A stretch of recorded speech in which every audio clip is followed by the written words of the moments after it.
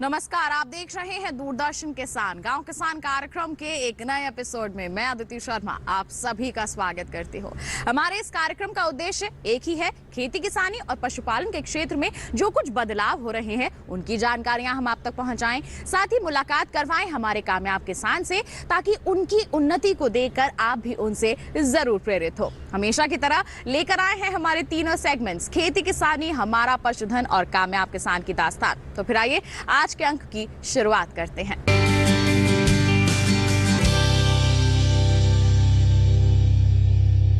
किसान भाइयों बहनों, जब भी बात होती है फलों की तो आम को तो हम नजरअंदाज कर ही नहीं सकते। इसकी मांग बाजार में काफी अच्छी बनी रहती है इस गर्मी के मौसम में, जिसके चलते हमारे किसान ज्यादा से ज्यादा इसकी खेती की ओर अपना रुझान बढ़ाते हैं। लेकिन हमारे किसानों के लिए ये और भी ज्यादा फायदेमंद साबित हो सकती है अगर हमारे किसान कुछ आधुनिक तकनीकों को इस्तेमाल में लाएं। जी हाँ, आज के खेती किसानी सेगमेंट में हम आपको ऐसे ही एक तरीके के बारे में बताने वाले हैं कि कैसे आप कम लागत में अच्छी उपज हासिल कर सकते हैं। आइए जानते हैं हमारे सेगमेंट खेती किसानी के जरिए।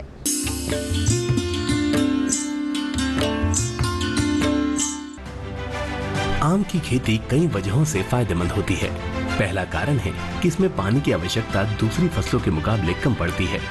आम के सभी भाग जैसे लकड़ियां, पत्ते आदि हिंदू धर्म में पूजा पाठ सामग्री के रूप में उपयोग किए जाते हैं। स्वादिष्ट फल होने के साथ साथ आम की लकड़ियां भी काफी महंगी बिकती हैं। आम की लकड़ियों से काफी मजबूत फर्नीचर बनाए जा सकते हैं। इतना ही नहीं, अगर आप आम का बगीचा लगाते हैं तो अगले 10 वर्षों तक इन्हीं बगीचे में दूसरी फसलों की खेती करके आमदनी को भी बढ़ाया जा सकता है।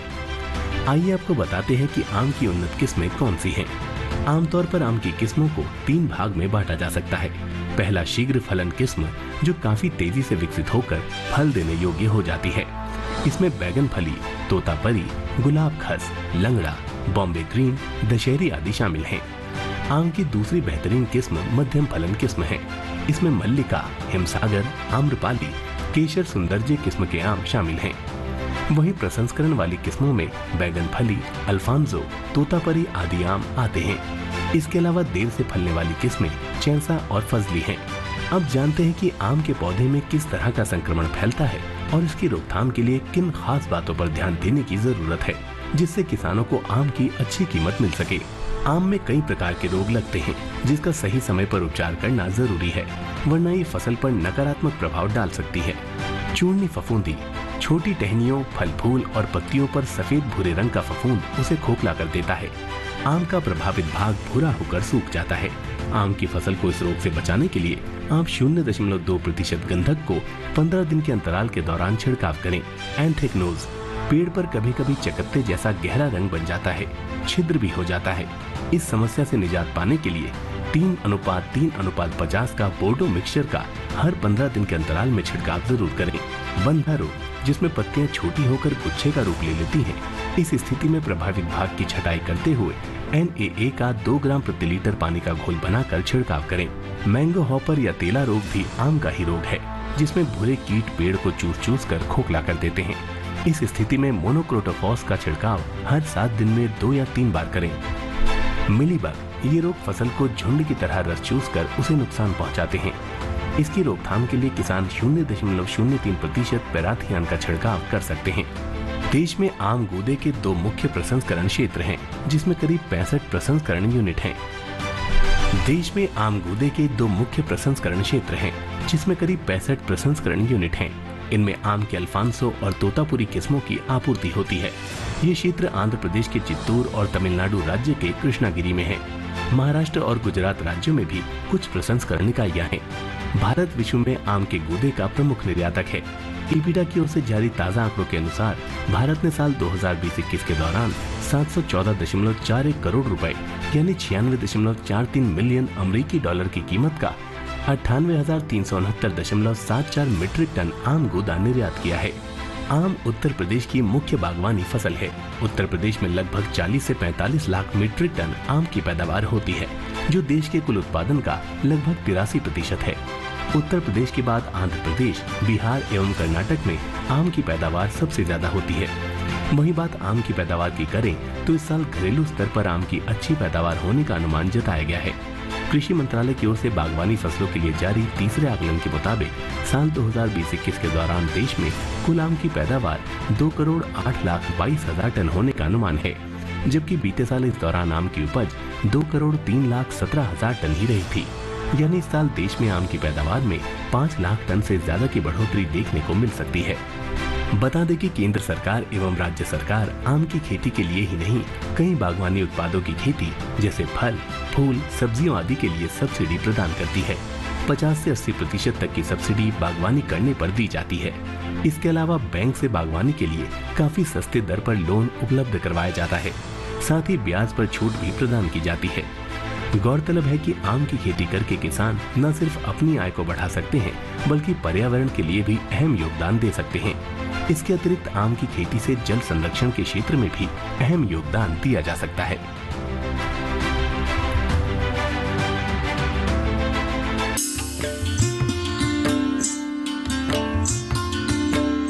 किसान भाइयों बहनों, कार्यक्रम में वक्त हो चला है एक छोटे से ब्रेक का। आपका ही मत जाइए, हम जल्द ही हाजिर होंगे। बने रहिए दूरदर्शन किसान पर, देखते रहिए हमारा कार्यक्रम गांव किसान।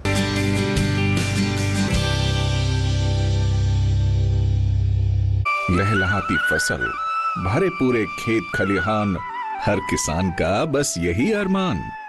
लेकिन प्रकृति पर किसका जोर? कभी बारिश, कभी बिजली, कभी ओला, कभी सूखा, तो कभी कीट पतंग का प्रकोप कर दे नुकसान कमर तोड़। भैया खेती में तो जोखम रहता ही है, अब क्या करें? अब प्रकृति का कोनो उपाय है का? प्रकृति का तो नहीं, मगर नुकसान का उपाय है। अच्छा, हाँ, AIC से फसल बीमा।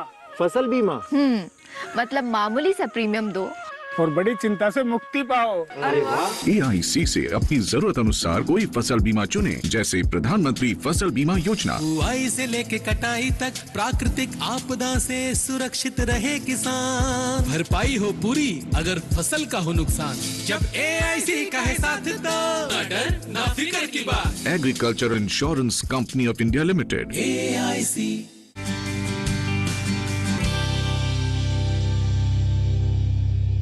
ब्रेक के बाद दूरदर्शन किसान के कार्यक्रम गांव किसान में आप सभी का फिर से स्वागत है। किसान भाइयों बहनों, हमारे देश में ज्यादातर लोग अपने भोजन में मछलियों का सेवन तो करते ही हैं, जिसके चलते ज्यादा से ज्यादा लोग जो हैं मत्स्य पालन व्यवसाय की ओर अपने कदम बढ़ा रहे हैं, क्योंकि मांग अच्छी हो रही है। साथ ही बता दें, घरेलू मांग तो अच्छी बनी ही हुई है, साथ ही साथ अंतर्राष्ट्रीय स्तर पर भी इसकी मांग में इजाफा हो रहा है। ऐसे में ज्यादा से ज्यादा हमारे जो किसान हैं मत्स्य पालन की रुख भी कर रहे हैं, और अगर आप करना चाहते हैं तो किस तरह से आप इसे संभव कर सकते हैं, अपने लिए सफल बना सकते हैं, आइए जानते हैं हमारे सेगमेंट हमारा पशुधन के जरिए।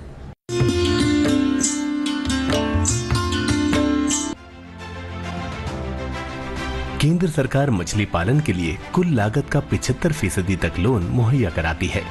मछली पालन का काम ठहरे हुए पानी और बहते हुए पानी दोनों में किया जा सकता है। बहते हुए पानी में मछली पालन को रिसर्कुलर एक्वाकल्चर सिस्टम यानी RAS कहा जाता है। रिसर्कुलर एक्वाकल्चर सिस्टम से मछली पालन करने में लगभग 20 लाख रुपए की लागत आती है। इसमें आपको केवल 5 लाख रुपए की राशि जुटानी होती है, जबकि शेष 15 लाख रुपए के लिए अलग अलग योजनाओं के तहत आपको लोन मिल सकता है। इसके अतिरिक्त सरकार की तरफ से लोन में कुछ सब्सिडी भी मिलती है। वैसे तो मछली पालन के लिहाज से हर महीना अहम होता है, लेकिन अप्रैल महीना काफी ज्यादा खास होता है, क्योंकि इस महीने को मछली पालन के लिए नए और पुराने तालाबों की साफ सफाई करने के लिहाज से उचित माना जाता है। यही वजह है कि अप्रैल महीना मत्स्य पालन करने वालों के लिए महत्वपूर्ण है। तालाब में मछली बीज डालने के 25 दिन बाद मछलियां आनी शुरू हो जाती हैं। 12 महीने के बाद 1 से 1.5 किलो की हो जाने पर मछलियों को तालाब से बाहर निकाल कर बेचना चाहिए। मछली के बीज किसी भी हैचरी से खरीदे जा सकते हैं। देश के कई राज्यों में मछली हैचरी हैं, जहां से बीजों को हासिल किया जा सकता है, जैसे कि दिल्ली, सहारनपुर, हरिद्वार, आगरा वगैरह। हर जिले में मछली पालन विभाग होता है, जो मछली पालकों को हर संभव मदद प्रदान करता है।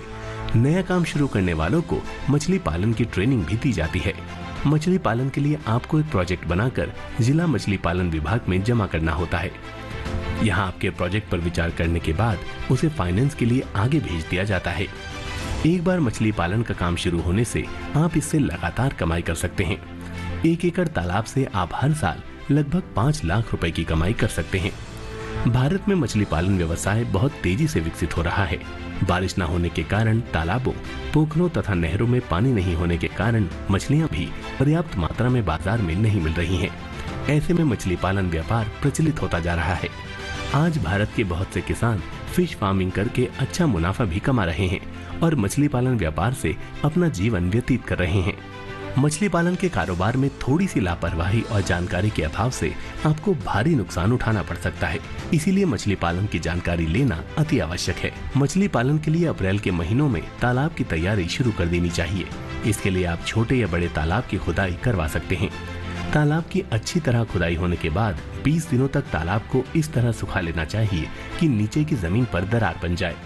इसके बाद उसमें पशुओं के गोबर या मुर्गियों की 400 किलो की खाद और 50 किलो चूना डाल देना चाहिए। इसके बाद तालाब की गहरी जुताई करके उसमें पानी भर देना चाहिए। तालाब में पानी 3 फीट से कम और 4 फीट से ज्यादा नहीं होना चाहिए। साथ ही अगर आप मछली पालन करने जा रहे हैं तो आपको तालाब में पानी की कमी ना हो, इसके लिए पानी की व्यवस्था कर लेनी चाहिए। मछली पालन शुरू करने के लिए भूमि का चयन ऐसी जगह ना करें जहां ढलान हो या बाढ़ आने की संभावना हो। साथ ही इस बात का भी खास ध्यान रखना चाहिए कि उस स्थान की वायु प्रदूषित ना हो। इसके अलावा इस बात पर गौर करें कि नदियों और झीलों या पंपिंग सेट से आने वाला पानी दूषित ना हो। मत्स्य विकास के लिए मछलियों को उत्तम खाद्य आहार खिलाना आवश्यक होता है। हमेशा मछली को उत्तम ताजे भोजन के समान पुष्टिकारक और उच्च गुणवत्ता वाला भोजन ही देना चाहिए। बहुत से किसान मत्स्य पालन करने के लिए तालाब की खुदाई तो करवा लेते हैं, लेकिन उनकी समस्या होती है कि किस प्रजाति की मछली का पालन व्यवसाय में अच्छा रहेगा और किसमें अधिक मुनाफा कमाया जा सकता है। मछलियों की प्रजाति के हिसाब से मछलियों के भाव ज्यादा और कम हो सकते हैं। आपको मत्स्य हैचरी के पास अनेक प्रकार की मछलियों की प्रजाति मिलेंगी। इनमें रोहू मछली, कतला मछली, मांगुर मछली, कवई मछली, मृगल मछली, ग्रास कार्प मछली, सिल्वर कार्प मछली, तिलापिया मछली, फंगासियस मछली, चीपल मछली शामिल हैं। इन सभी प्रकार की मछलियों के बीज आपको आसानी से मिल जाएंगे। वही बात मछली पालन के फायदों की करें तो बहुत छोटे किसान कम पूंजी में शुरू कर सकते हैं मछली पालन। मछलियों के कारोबार में मंदी नहीं आती। खेतों में छोटा तालाब बनाकर शुरू कर सकते हैं मछली पालन। पशुपालन, मुर्गी पालन, खेतीबाड़ी के साथ मछली पालन करना आसान। मछलियों को प्रोटीन का बहुत बड़ा स्रोत माना जाता है। मछली का उपयोग मांस के रूप में खाने के लिए तो किया जाता है, साथ ही मछली के तेल से अनेक प्रकार के उत्पाद भी बनाए जाते हैं। मछली पालन करने वाले किसानों को सरकार कम ब्याज पर लोन भी दे रही है, ताकि अधिक से अधिक किसान मछली पालन के व्यवसाय से जुड़े। अगर आप मछली पालन से संबंधित ज्यादा जानकारी चाहते हैं तो विभिन्न राज्यों के जिले में भी मछली पालन विभाग होता है, जहां से मछली पालन से संबंधित जानकारी मिलती है।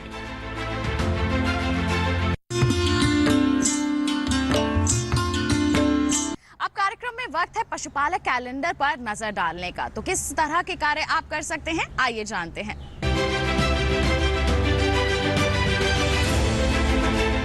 पशुओं को अत्यधिक तापमान व तेज धूप से बचाने के उपाय करें। खुरपका, मुंहपका, गलघोटू, लंगड़ा बुखार, इंटेरोटॉक्सिमिया रोग के टीके यदि ना लगे हों तो लगवा दें।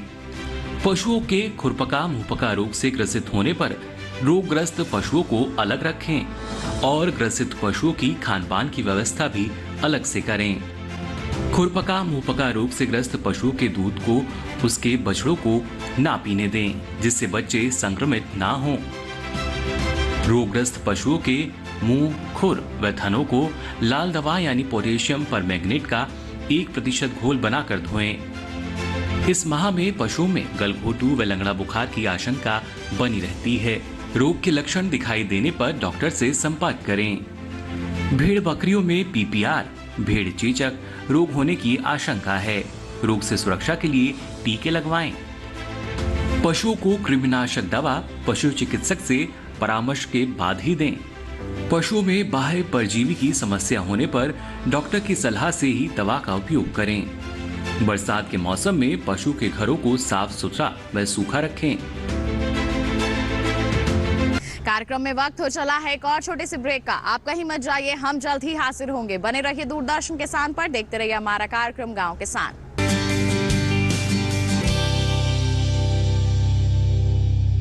मेरे खेतों में, खलिहानों में, सरहद की सर्द चट्टानों में, तेरी नदी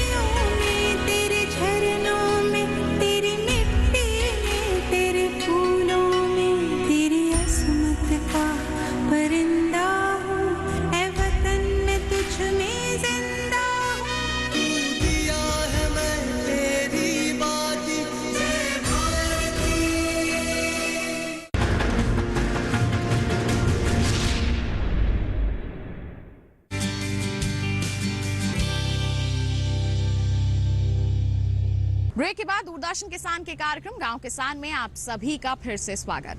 अब कार्यक्रम में वक्त है हमारे कामयाब किसान से मुलाकात करवाने का।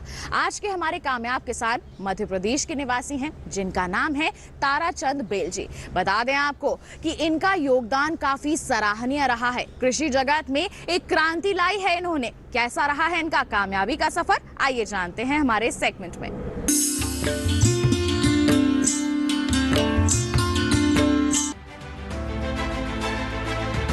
मध्य प्रदेश के नरसिंहपुर जिले में पड़ता है खामरिया गांव।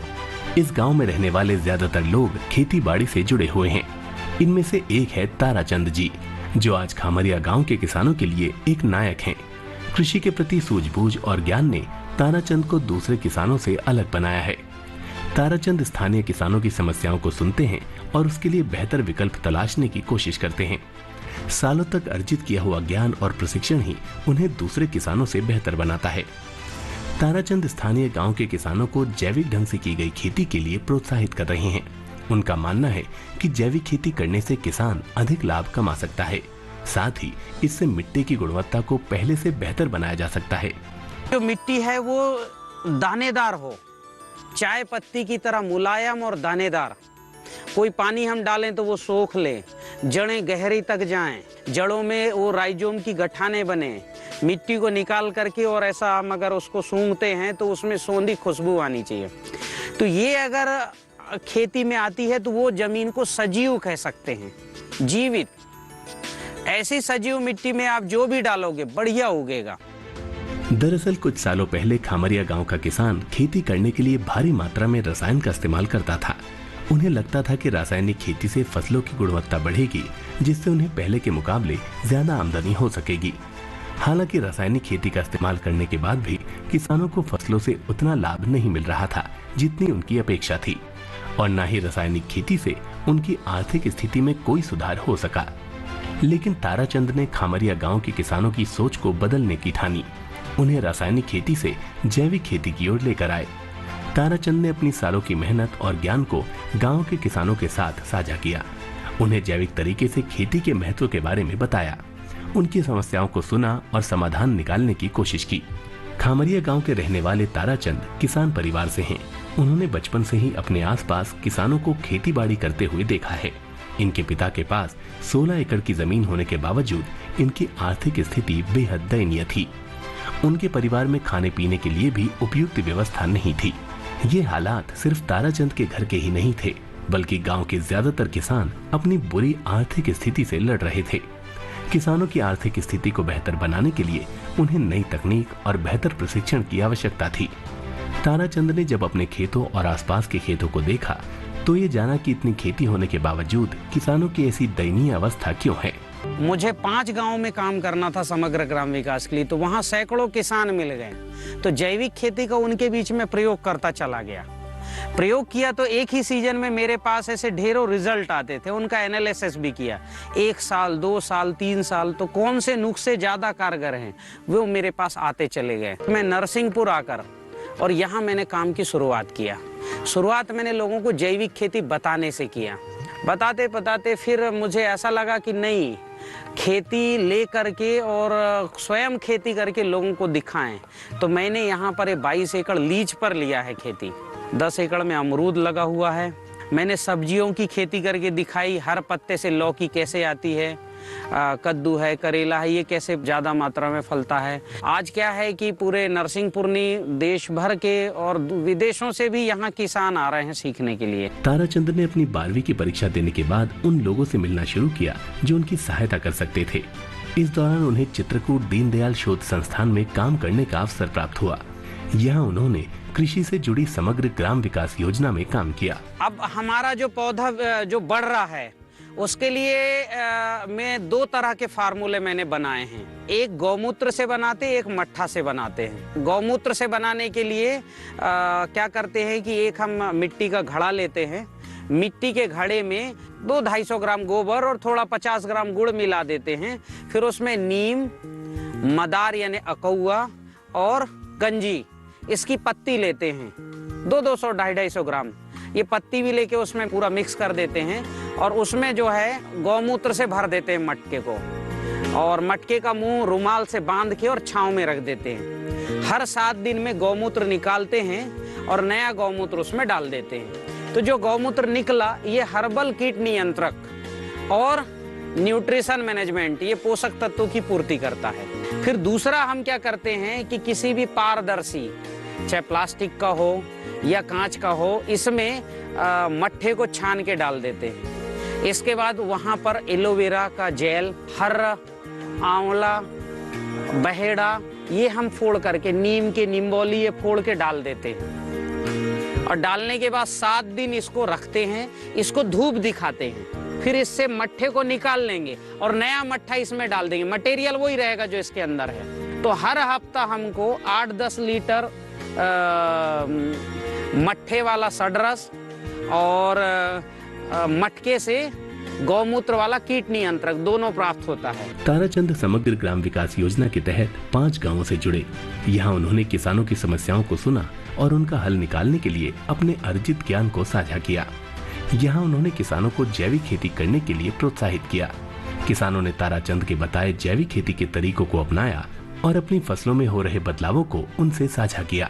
गोबर का ढेर है, गोबर, पत्ती, चारा, भूसा, ये सबको ट्राली में भर के लाके हम जो है जमीन पे गिरा देंगे और जो थोड़ा ऊंचा ढेर बनता है 3-4 फुट का, उसको फैला देंगे, 2.5 फुट का वो हो। फिर इस पे हम जो है पानी का पूरा घोल डालते हैं, पूरा पानी से पूरा ऊपर तक नीचे भिगा देते हैं। उसके बाद हर हफ्ते सजीव जल, मतलब पंचगव्य और जीवाणुओं का घोल, इसको उसके ऊपर डालते हैं। तो वो गोबर जो है 1.5 महीने में, 45 दिन 50 दिन में पूरी तरह से डिकम्पोज हो जाता है। जैविक खेती करने के लिए इन बातों का ध्यान रखना जरूरी है।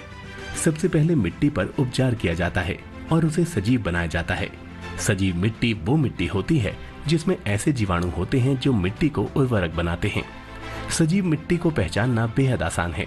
अगर सजीव मिट्टी देखने में दानेदार हो और उसे सूंघने पर सौंधी सौंधी खुशबू आए, साथ ही जैसे ही आप सजीव मिट्टी में पानी छोड़ते हैं तो वो पानी को सोख लेगी। इससे पौधे की जड़ें गहराई तक जाएंगी और राइजोम की गांठें बन जाएंगी, जिससे पौधे स्वस्थ और पोषक रहते हैं। बीते कुछ दशकों के दौरान भारत में रासायनिक खादों का प्रयोग बढ़ा है, जिसकी वजह से खेती से लेकर आम आदमी के जीवन में इसका बुरा प्रभाव पड़ा है। हालांकि किसानों को रासायनिक खेती से उत्पादन में बढ़ोतरी तो मिली है, लेकिन मिट्टी की उर्वरकता पर इसका बुरा प्रभाव पड़ा है। वहीं लोगों को रासायनिक खेती से उत्पन्न हुए खाद्यान्नों से कैंसर जैसी भयानक बीमारियों का सामना करना पड़ रहा है। यही वजह है कि भारत सरकार जैविक खेती को बढ़ावा दे रही है और ज्यादातर किसानों का रुझान जैविक खेती की ओर बढ़ रहा है। इससे उनकी आमदनी भी बढ़ी है और मिट्टी की उर्वरक क्षमता भी बेहतर हो रही है।